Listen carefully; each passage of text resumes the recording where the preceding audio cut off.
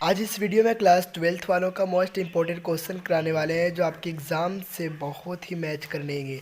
तो दोस्तों, अगर आप हमारे चैनल पे नए हैं तो चैनल को सब्सक्राइब कीजिएगा, बेल आइकन को प्रेस कीजिएगा। चलिए शुरू करते हैं बिना किसी देरी के। देखिए, आपका पहला सवाल है, अर्थशास्त्र के जनक कौन थे? आपके ऑप्शन है JB एडम स्मिथ, ये और बी दोनों मार्शल। तो आपको पता होगा कि अर्थशास्त्र के जनक कौन है, एडम स्मिथ। और ऑप्शन नंबर 20। चलिए अगला सवाल देखते हैं। सवाल नंबर दूसरा देखिए, किसके अनुसार अर्थशास्त्र मानव का विज्ञान है। ठीक है, तो इसका ऑप्शन है Marshall, Adam Smith, Samuelson, Malthus. तो जो इसका करेक्ट आंसर हो जाएगा ऑप्शन नंबर 1 यानी कि मार्शल, जो बहुत ही मोस्ट इंपॉर्टेंट क्वेश्चन है। 2022 में भी पूछा गया, 2020 में भी पूछा गया प्रश्न है। ठीक है, चलिए अगला सवाल देखते हैं। सवाल नंबर तीसरा देखिए, निम्नलिखित में से कौन उत्पत्ति का साधन नहीं है? आपके ऑप्शन है भूमि, श्रम, मुद्रा पूंजी यानी मुद्रा पूंजी। तो इसका जो करेक्ट आंसर हो जाएगा ऑप्शन नंबर सी सही हो जाएगा, यानी कि मुद्रा। चलिए अगला सवाल देखते हैं। सवाल नंबर 4 देखिए, मूल्य वृद्धि से गिफिन वस्तुओं की मांग बढ़ जाती है, घट जाती है, स्थिर रहती है, अस्थिर रहती है? तो जो ना, मूल्य वृद्धि से गिफिन वस्तुओं की मांग घट जाती है। ठीक है, आप इसे कर ले, बहुत ही इंपॉर्टेंट क्वेश्चन है ये सब। चलिए अगला सवाल देखते हैं। सवाल नंबर 4 है, अपनी मांग स्वयं उत्पन्न करती है, किसका कथन है? आपके ऑप्शन है JB से, रिकार्डो, पिगू या कि मार्शल। तो जो इसका करेक्ट आंसर हो जाएगा ऑप्शन नंबर बी, रिकार्डो। ठीक है, आप इसे कर ले। अगला सवाल देखते हैं। सवाल नंबर 5 देखिए, आवश्यक वस्तुओं की मांग की लोच होती है। आपके ऑप्शन है शून्य, असीमित, इनमें से अधिक, इनमें से कम। तो इसका जो ऑप्शन नंबर सी सही हो जाएगा, इनमें से अधिक। अगला सवाल देखिए। सवाल नंबर 6 देखिए, किस वस्तु की मानवीय आवश्यकता को संतुष्ट करने की क्षमता है? उपयोगिता, गुण या रुचि? तो इसका ऑप्शन नंबर बी सही हो जाएगा, उपयोगिता। अगला सवाल देखिए। सवाल नंबर 7 देखिए, मार्शल के अनुसार उपयोगिता की माप की इकाई है यूटिलस, लीटर, मुद्रा, ग्राम। तो जो इसका करेक्ट आंसर हो जाएगा ऑप्शन नंबर सी यानी कि मुद्रा। चलिए अगला सवाल देखते हैं। सवाल नंबर 8 देखिए, किसी वस्तु की पूर्ति की मात्रा और उसकी कीमत के बीच किस प्रकार का संबंध पाया जाता है? तो इसका ऑप्शन नंबर बी सही हो जाएगा, यानी कि प्रत्यक्ष, जो बहुत ही इंपॉर्टेंट क्वेश्चन है और यह क्वेश्चन बहुत बार पूछा जा चुका है, आप इसे कर लें।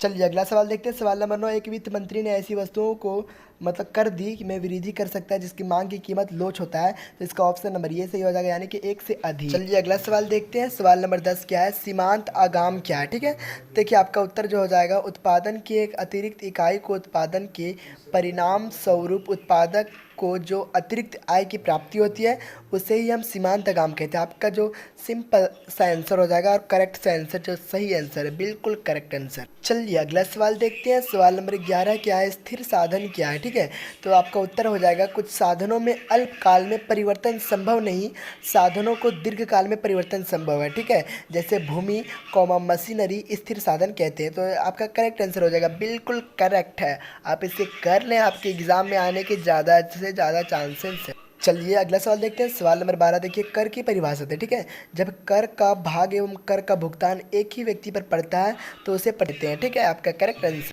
चलिए अगला सवाल देखते हैं। सवाल नंबर 13 देखिए, विनियोग क्या है? ठीक है, तो पूंजीगत वस्तुओं के स्टॉक में वृद्धि को विनियत कहते हैं। ठीक है, तो ये आपका करेक्ट आंसर हो जाएगा।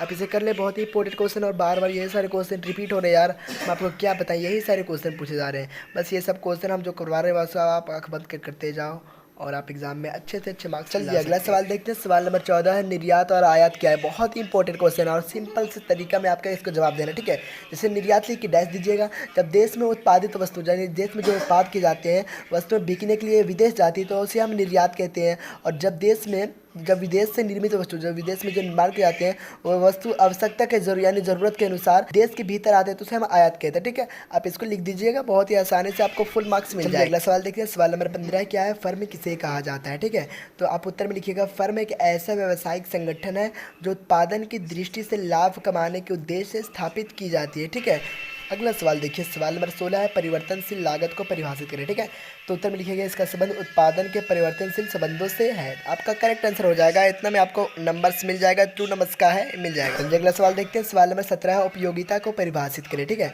तो लिखिएगा, उत्तर में किसी वस्तु अथवा सेवा के उपभोग से प्राप्त होने वाली संतुष्टि के माप को उपयोगिता कहते हैं। चलिए अगला सवाल देखते हैं। सवाल नंबर 18 क्या है? बैंक किसे कहते हैं? ठीक है, तो बैंक सरकार द्वारा मान्यता प्राप्त के वित्तीय संसाधन है।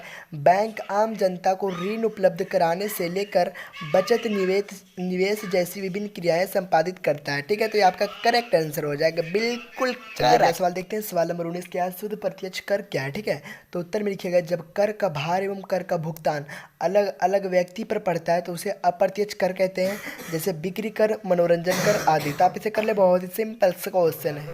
चलिए अगला सवाल देखते हैं। सवाल नंबर 20 है, अर्थशास्त्र के लेखक कौन है? तो इसको कमेंट करके आपको बताना है, ठीक है, कि आप जानते हैं कि नहीं जानते हैं। हमें वीडियो आपको अच्छी अच्छी देने का मेन मकसद ये है कि आपको कुछ सीख मिले। आपको अगर कुछ सीख मिले ही नहीं तो मैं वीडियो क्यों दूंगा आपको, ठीक है। तो वीडियो आपसे आपको कुछ सीख लेना है हमें, और हमें बताना है कि आपको वीडियो से सीख मिल रही है या नहीं मिल रही है, ठीक है। तो दोस्तों आज के लिए इतना ही, मिलते हैं अगले वीडियो में कुछ खास चीज़ों के साथ। और आपको किस टॉपिक पे किस चीज़ की वीडियो चाहिए कमेंट करके बता दीजिएगा, ठीक है। तो मिलते हैं अगले वीडियो में। वंदे मातरम।